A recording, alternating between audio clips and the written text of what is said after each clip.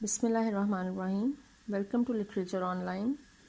आज हम शेक्सपियर का एक सोनेट करेंगे, shall I compare thee to a summer's day.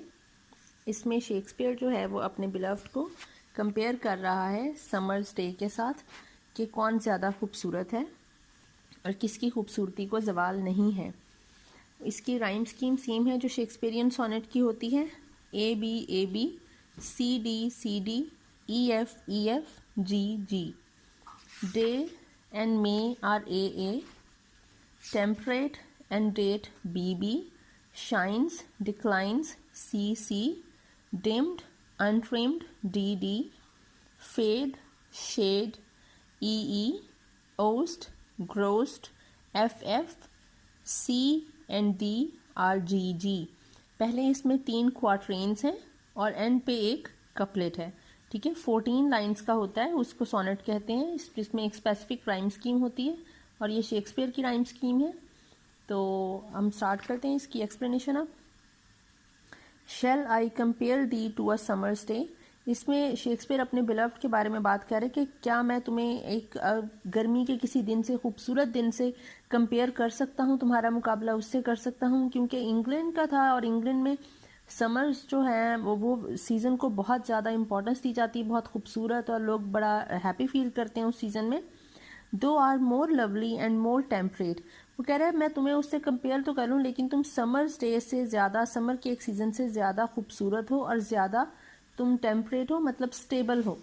जैसे समर में तो कभी क्लाउडी वेदर हो जाएगा, कभी फॉगी, कभी रेनी, कभी हॉट, लेकिन इसकी खूबसूरती जो है वो बिल्कुल स्टेबल है, वो स्टेबल रहेगी।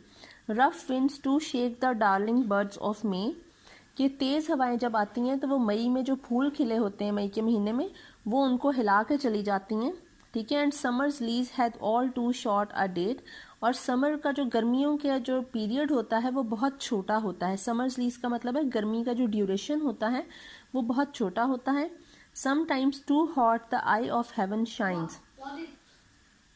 आई ऑफ हेवन कहते हैं, इसने कहा है, यहाँ पे ये मेटाफर यूज किया है, इसने सूरज को कहा है, सन को कहा है आई ऑफ हेवन।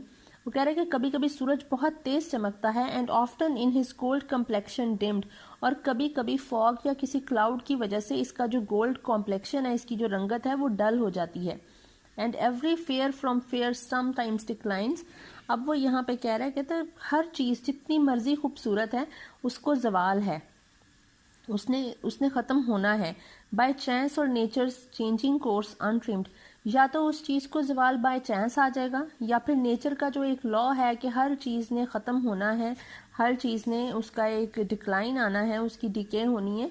तो वो उसके नेचर का जो एक कोर्स है जिसको बदला नहीं जा सकता, वो एक फिनोमेना है नेचुरल, वो या फिर वो उसके थ्रू उस प्रोसीजर से with the passage of time हर चीज़ जो है वो डिके का शिकार हो जाएगी। But the eternal summer shall not fade, but thy eternal summer shall not fade. Thy eternal summer, इसने अपने बिलव्ड की इटर्नल ब्यूटी को कहा है कि तुम्हारी जो खूबसूरती है वो हमेशा रहेगी, वो इमॉर्टल है, वो कभी भी ख़त्म नहीं होगी। And nor lose possession of that fair thou own, और जो खूबसूरती, मतलब तुम जिसको ओन करते हो वो खूबसूरती, और तुम्हारी जो है हुस्न है, वो कभी भी तुमसे नहीं छिन सकेगा। नॉर शेल डेथ ब्रैग दो वॉन्ड्रस्ट इन हिज शेड, और ना ही डेथ तुम पर अपना कब्जा कर सकेगी और तुम्हारी खूबसूरती या तुम्हारी बॉडी पे क्लेम कर सकेगी। When in eternal lines to time thou grow, क्योंकि तुम मेरी इटर्नल लाइन्स, ये यहाँ पे अपनी पोइट्री को कह रहा है, क्योंकि तुम मेरी इस जो पोइट्री जो हमेशा रहेगी आने वाली ज़िंदगी तक, तुम हमेशा ज़िंदा रहोगे और तुम हमेशा इसमें ग्रो करोगे और यंग रहोगे। So long as man can breathe or eyes can see, जब तक इंसान सांस ले रहे हैं और आंखें देख सकती हैं, so long lives this and this gives life to thee, तब तक जो है वो मेरी, सो लॉन्ग लिव्स दिस, तब तक मेरी ये पोइट्री हमें लोगों के दिलों में रहेगी और ये जिंदा रहेगी, लोग उसे पढ़ सकेंगे, और ये मेरी पोइट्री के थ्रू तुम जिंदा रहोगे और मेरी पोइट्री तुम्हें ज़िंदगी देती रहेगी और तुम हमेशा यंग रहोगे, यूथफुल रहोगे और अलाइव रहोगे। आई होप आपको समझ आ गई होगी। Thank you so much.